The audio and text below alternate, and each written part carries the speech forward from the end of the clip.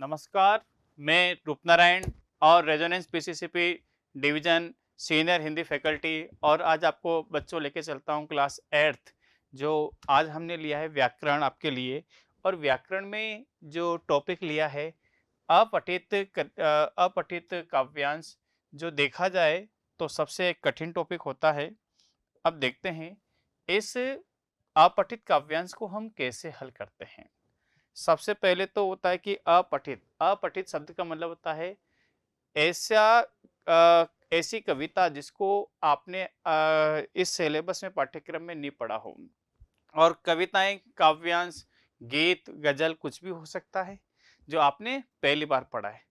अब पहली बार जिसको आप पढ़ रहे हो उसको कैसे हल करोगे, इसके बहुत सामान्य सी बातें होती है कि हमें कम से भी कम इसको 2 से 3 बार पढ़ना होता है।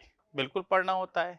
फिर 2 से 3 बार आपने पढ़ लिया, जैसे स्टार्टिंग में आपने पढ़ा, आपके पास पेन रहेगा और पेन रहेगा तो उसमें कठिन शब्दार्थ जो आएंगे उसको आप रेखांकित करते हुए, अंडरलाइन करते हुए चलें।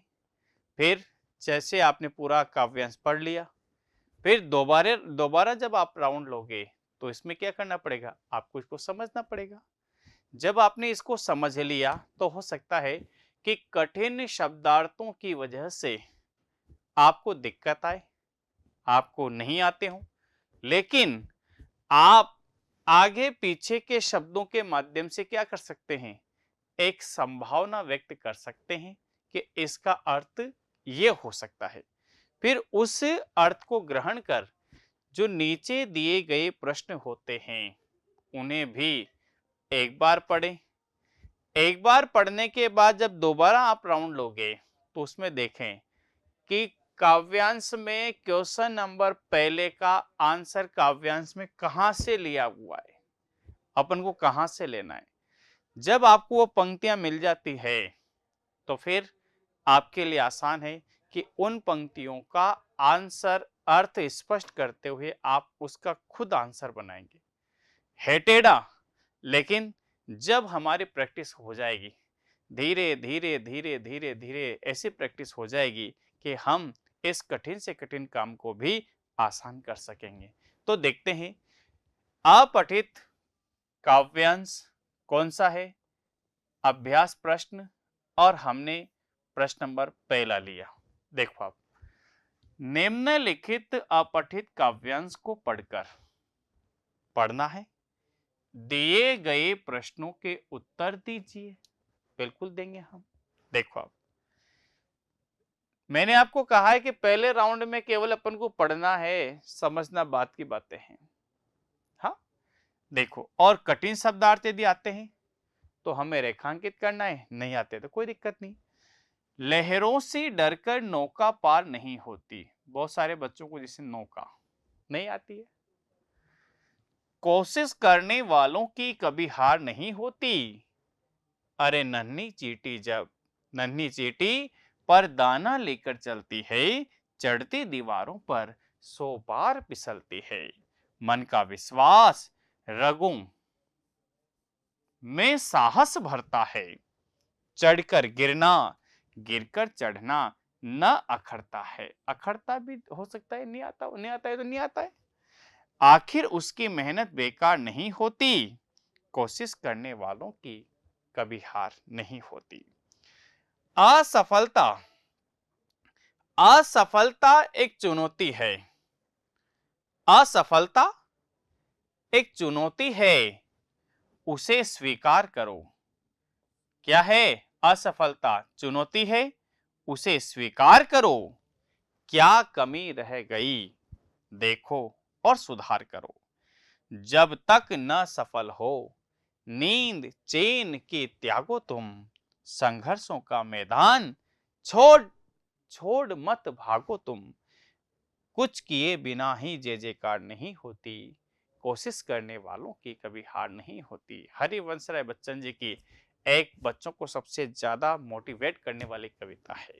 हाँ, चले अपन, तो इसमें दिया क्या है कि निरंतर कोशिश करते रहो। देखो आप, चींटी से हमें क्या सीख मिलती है, इस क्या को सही कर लेना भाई, क्या ऐसे लिखते हैं, इसके नीचे हलंत आएगा। दूसरा है कवि से एक चुनौती कह रहे हैं, कवि किसे, यहां पर किसे कर लेना, किसे एक चुनौती कह रहे हैं। फिर संघर्षों का मैदान छोड़ मत भागो तुम, इसका अर्थ क्या है, और जीवन में जय पाने के लिए कवि ने क्या क्या करने को कहा है, बिल्कुल हो जाएगा। और पद्यांश का कोई उपयुक्त शीर्षक दीजिए, बिल्कुल। तो हम वापस इसको दोबारा पढ़ना पड़ेगा। तो देखें अपन यहां से, लहरों से, लहरें किस में होती है बच्चों, समुद्र में। यदि लहरों से ही डर जाए, लहरों से जिसको डर लगता हो, क्या वह नाव कभी पार हो सकती है, नहीं हो सकती। कोशिश करने वालों की कभी हार नहीं होती, अरे लहरों का तो सामना करना ही पड़ेगा यदि आपको समुद्र में नाव चलानी है।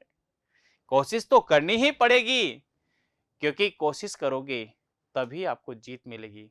कभी उसकी कोशिश करने वाले की कभी भी हार नहीं होती है। क्यों उदाहरण दिया, नन्ही चींटी पर दाना, नन्ही आपने एक छोटी सी चींटी देखी होगी, हाँ, वह अपने पंजों पे, पंखों पे दाना लेकर के जाती है, हाँ, लेकर चलती है, चढ़ती दीवारों पर चढ़ती है, और एक बार नहीं, दो बार नहीं, 100 बार, अरे वो फिसलती है, उसके बाद भी वो कभी हार नहीं मानती, निरंतर चलती चढ़ती है, तो एक न एक दिन वो सफलता प्राप्त कर ही लेती है। चढ़ती दीवारों पर 100 बार फिसलती है, अरे मन का विश्वास रगों, रगों का मतलब होता है दृढ़ निश्चय, हमारे नसों में मन का विश्वास, यदि आपके अंदर एक साहस भरा हुआ है, विश्वास भरा हुआ है कि जब तक मुझे साहस नहीं लेना है, तब तक, जब तक मुझे एक लक्ष्य की प्राप्ति नहीं हो जाती, यदि ऐसा दृढ़ विश्वास आपने कर लिया तो क्या होगा, साहस भरता है, तो आपको आगे बढ़ाने के लिए वो साहस भरने का काम करता है, क्योंकि चढ़कर गिरना, गिरकर चढ़ना न करता है, क्योंकि हजारों बार असफल होने के बाद भी आपको सफलताएं मिलती है, अरे वो बेकार नहीं होता है, आखिर उसकी मेहनत कभी भी बेकार नहीं होती, कोशिश करने वालों की कभी हार नहीं होती। असफलता एक चुनौती है, क्या सिखाती है, आगे बढ़ने के लिए प्रेरित करती है असफलता, उसे स्वीकार करो, उसे अपनाना सीखो। क्या कमी रह गई, कमियां तो बहुत सारी है, यदि हम असफल होते हैं तो हमारे अंदर कमियां क्या रही, देखो और सुधार करो। जब तक न सफल हो, जब तक आपको सफलता न मिले, नींद चैन के त्याग तुम, यानी त्याग कर दो सब कुछ, हाँ, संघर्षों का मैदान छोड़ मत भागो तुम, अरे जब तक सफलता न मिले तब तक तुम्हें डटे रहना है, खड़े रहना है, और कब तक, जब तक तुम लक्ष्य की प्राप्ति न कर लो। कुछ किए बिना ही जय जयकार नहीं होती, आपकी प्रशंसा ये संसार तभी करेगा जब आप कुछ न कुछ करके इसे दिखाओगे, क्योंकि कोशिश करने वालों की कभी हार नहीं होती। बच्चों, प्रश्न नंबर 1 लिया मैंने यहां से कि चींटी से हमें क्या सीख मिलती है, क्या सीख मिलती है, आंसर कैसे बनाएंगे कि जिस तरह चींटी दीवारों पर चढ़ती है, फिर गिरती है, फिर चढ़ती है, जब तक वह अपनी मंजिल को प्राप्त नहीं कर लेती तब तक प्रयास करती है। इस चींटी से हमें यह प्रेरणा मिलती है, यह सीख मिलती है कि हमें भी असफलता पर असफलता मिलने के बाद भी निरंतर प्रयास करना चाहिए, संघर्ष करना चाहिए, जब तक लक्ष्य की प्राप्ति न हो जाए तब तक आगे बढ़ते रहना चाहिए, बिल्कुल हो जाएगा। हाँ, आगे चलो, कवि किसे एक चुनौती कह रहा है, कवि असफलता को एक चुनौती कह रहा है, क्यों कह रहा है, क्योंकि जब मनुष्य को असफलताएं मिलती है तो उसे उसकी गलतियों का, कमियों का एहसास होता है कि मेरे अंदर क्या कमियां रह गई है। आगे चलें, संघर्षों का मैदान छोड़ मत भागो तुम का अर्थ क्या है, हाँ, कि डटे रहो जब तक कि लक्ष्य तुम्हें हासिल न हो जाए। अरे संघर्ष करते रहो, संघर्ष का नाम ही जीवन है। कभी भी अपने हौसले को कमजोर मत होने दो, अपने साहस को कमजोर मत होने दो। बन जाएगा। आगे, जीवन में जे पाने के लिए कवि ने क्या करने को कहा है? अरे इस संसार में कुछ ऐसा करके दिखाओ कि संसार तुम्हें याद करे, तुम्हें सदियों तक भूल नहीं पाए, तुम्हारा नाम अजर अमर हो जाए। क्योंकि जब तक तुम संघर्ष नहीं करोगे तब तक ये दुनिया तुम्हारा जय जयकार नहीं करेगी। आगे चलें अपन। पद्यांश में कोई उपयुक्त शीर्षक हो सकता है। कोशिश करने वालों की कभी हार नहीं होती। बिल्कुल शीर्षक हो सकता है, अच्छा शीर्षक है, बनाइए। बिल्कुल। अगला चलो, प्रश्न नंबर 2 लिया हमने। निम्नलिखित अपठित काव्यांश को पढ़कर दिए गए प्रश्नों के उत्तर दीजिए। क्या है प्रश्न? कविता देखो आप। कि बदल दो जमाना, धरा जगमगाओ, अरे पसीना बहा धूल सोना बनाओ, घृणा को घृणा से कठिन जीत पाना, कठिन बेर को भी बेर से दबाना। कठिन है बहुत राह इस जिंदगी की, बनाओ उसे तू सुकोमल बनाओ। फिर बदल दो जमाना, धरा जगमगाओ, बहुत ही सरल है उठे को गिराना, बहुत ही सरल है बने को मिटाना, सरल नहीं किंतु निर्माण करना। अगर हो सके तो इसे कर दिखाओ, बदल दो जमाना, धरा जगमगाओ। क्या है? बहुत अच्छा है। कवि क्या करने के लिए कह रहा है? हाँ, कि इस दुनिया को किससे बदला जा सकता है? ऐसे सत्कर्मों से बदला जा सकता है कि दुनिया आपको हमेशा हमेशा के लिए याद करे। हाँ, हो जाएगा। दूसरा, कवि ने कौन सी बात कठिन मानी है? जो ऊपर चढ़ रहा है उसको गिराना, हाँ लिखा हुआ है ना। सब बहुत सरल है उठे को गिराना और बने हुए को मिटाना, ये दोनों ही कवि ने सबसे सरल काम माना है। क्वेश्चन नंबर ग है, कवि ने किन बातों को सरल बताया? यह भी कठिन बताया। कठिन तो किसको बताया, सरल किसको बताया? आपके सामने लिखा हुआ है कि ग्रहणा को ग्रहणा से कठिन जीत पाना कठिन है, कठिन बेर को बेर से दबाना कठिन है, कठिन है बहुत राह इस जिंदगी की कि बनाओ उसे कि तू सुकोमल बनाओ, यानी जिंदगी के रास्ते को और अच्छा बनाओ, ये बहुत कठिन काम है। लेकिन सरल काम क्या है? हाँ, उठे हुए को गिराना और बने हुए को मिटाना, ये दुनिया का सबसे सरल काम है। पसीना बहाने का अर्थ क्या है? बच्चों, पसीना बहाने का मतलब है कि बहुत संघर्ष करना, दिन रात एक करना, और जब तक इस जमाने को न बदल दो, इस जमाने की सोच को न बदल दो, तब तक संघर्ष करते हुए आगे बढ़ना। हो जाएगा? नहीं होगा?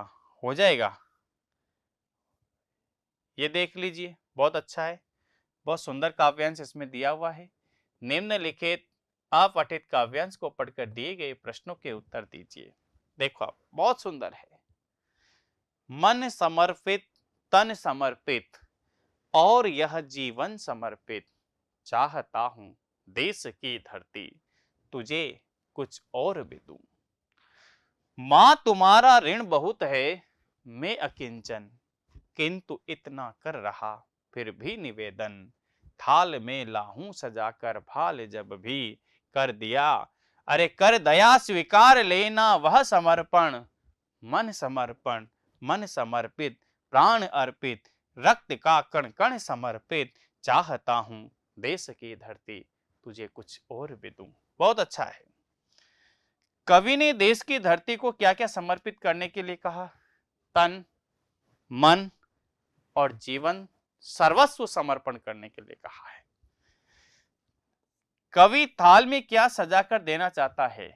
क्या अपने सिर को, अरे अपने मस्तक को इस हिमालय पर्वत के लिए, मातृभूमि के चरणों में अर्पित करने के लिए कह रहा है। भारत माँ के अपार ऋण को कवि किस प्रकार कम करना चाहता है? किस प्रकार करना चाहता है? इस भारत माता की रक्षा के लिए क्या तन मन धन और सब कुछ न्यौछावर कर देना चाहता है? जब तक रहे इसकी रक्षा के लिए यदि खून भी बहाना पड़े तो खून बहाने के लिए मैं तैयार हूं। आगे चलें बच्चों। कवि के मन में सब कुछ समर्पित कर देने के बाद भी क्या इच्छा बनी रहेगी? क्या इच्छा बनी रहेगी? कवि के मन में सब कुछ समर्पित कर देने के बाद भी क्या इच्छा है कि कहां से लेंगे अपन? चाहता हूं उसकी कि सब कुछ समर्पण करने के बाद भी मैं और चाहता हूं कि जितना भी सामर्थ्य मेरे अंदर है, जब तक मेरा जीवन है तब तक मैं इस मातृभूमि के लिए क्या करता रहूं? सत्कर्म करता ही रहूं। आगे चले बच्चों, आ जाएगा ये? बिल्कुल आ जाएगा। देखिए आप इसका नंबर 4, निम्नलिखित अपठित काव्यांश को पढ़कर दिए गए प्रश्नों के उत्तर दीजिए। बिल्कुल 4 पे। अब तो मुझे लगता है कि 3 को हल करने के बाद तो ये तो और आसानी से हल हो जाएगा। हाँ, तोड़ता हूं मोह का बंधन क्षमा दो। अरे तोड़ता हूं मोह का बंधन क्षमा दो। गांव मेरे द्वार घर आंगन क्षमा दो। आज सीधे हाथ में तलवार दे दो और बाहें हाथ में ध्वज को थमा दो। ये सुमन लो, सुमन यानी पुष्प, ये चमन लो, नीड़ का तृण तृण समर्पित चाहता हूं देश की धरती तुझे कुछ और भी दूं। बच्चों, कवि किसने क्षमा मांगता है? किससे क्षमा मांगता है? जो मातृभूमि से क्षमा याचना करता है कि जो मोह माया के वश में होकर के मैंने इसको हानि पहुंचाई, हे मातृभूमि मुझे क्षमा करना। हाँ, कवि मोह के बंधन को क्या तोड़ना चाहता है? क्यों तोड़ना चाहता है? क्योंकि मातृभूमि से बढ़कर के उसके लिए कुछ भी विशेष नहीं है, इसलिए वो सब कुछ धन दौलत ऐशो आराम की जिंदगी को तोड़ देना, हटा देना चाहता है। कवि दोनों हाथों में क्या क्या लेकर जाना चाहता है? हाँ, पुष्प और शांति, ये दोनों। सुमन यानी पुष्प और चमन यानी शांति, ये दोनों लेकर के जाना चाहता है। कवि की पंक्ति में आए सुमन चमन और नीड शब्द में किसके लिए प्रयोग किया गया है? नीड सुमन ये किसके लिए किया है? मातृभूमि के लिए किया है, क्योंकि पुष्प कहाँ खिलते हैं? मातृभूमि में। चिड़िया अपना घोंसला कहाँ बनाती है? मातृभूमि पर, पेड़ों की टहनियों पर, जो इसी के एक अंश है। ये बात समझ में आ गई आपको? तो बच्चों, आज हमने क्या पढ़ा? आज हमने व्याकरण ज्ञान में अपठित काव्यांश पढ़ा। मुझे लगता है कि आपको ये टॉपिक बहुत अच्छी तरह से समझ में आया होगा, क्योंकि हमने कविताओं का पहले उसको पढ़ा, समझा, उसके नीचे दिए गए प्रश्नों को हमने हल किया और हल करने के बाद फिर हमने एक के बाद एक उसको जारी रखा। कुछ प्रैक्टिस आप भी करना घर पे, जिससे कि और अधिक इसका क्या हो, हल करने का प्रयास हो और हम इसको अच्छी तरह से कर पाएं। तो आज के लिए यहीं पर इसको समाप्त करते हैं, इसको विराम देते हैं और नेक्स्ट टॉपिक के साथ फिर हाजिर होंगे।